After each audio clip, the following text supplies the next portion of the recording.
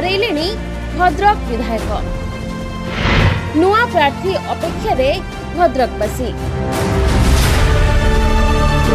भद्रक निर्वाचन मंडली एवं चर्चार केन्द्रबिंदु पलटि।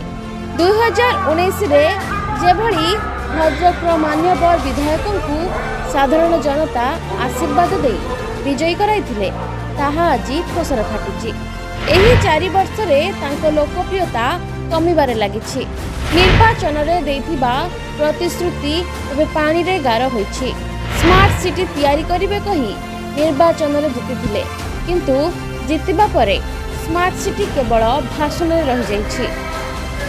जाई नवीन निवास पहुँच पार्ची एवं ता भद्रक को सेवा करने मत सी मत पठे मो सही दल समस्त कर्मकर्ता एवं भद्रकवासी समस्त माँ भौणी एवं उभय संप्रदायर समस्त को धन्यवाद सामान सहयोग लगी भद्रक को आग को एक विकसित भद्रक जहाँ आजिका डेट्रे जो स्मार्ट सिटी जमी होची स्मार्ट भद्रक सिटी करवा यह ही मोर मूल लक्ष्य।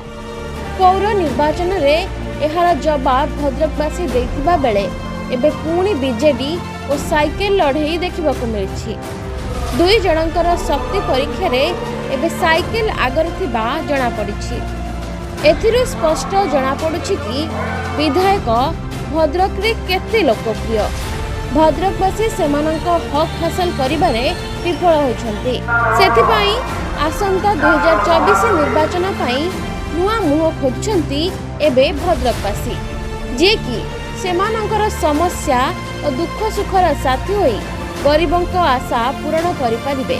सुनंतु कौन कहउछन्ति भद्रकर वरिष्ठ आईनजीवी निशिकांत नायक। 2019 निर्वाचन रे जेमिति भद्रकवासी संजीव मल्लिक उपर आस्था प्रकट करी ताको विपुल मात्रा भोट दे निर्वाचित करथिले।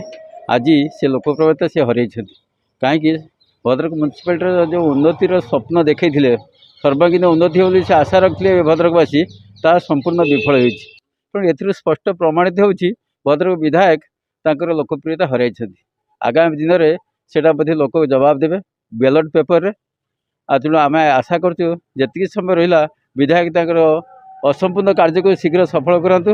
हाँ निश्चित यहाँ कहबी जे आगामी दिन में लोक भद्रकर निर्वाचन मंडली लोक मैंने खाली माने एक सर्वांगीन उन्नति एक नुआ चेहरा चाहते, एक नुआ मुह चाहते जे तांकर संपूर्ण साकार कर स्वप्न को साकार करेंगे और से किसी जनहितकर कार्य साधारण जन लोक मानक करेंगे। तेणु एथि बेस्ट प्रमाणित जे संजीव मल्लिक लोकप्रियता निश्चित भाव हरई, द्विमत हबार ना।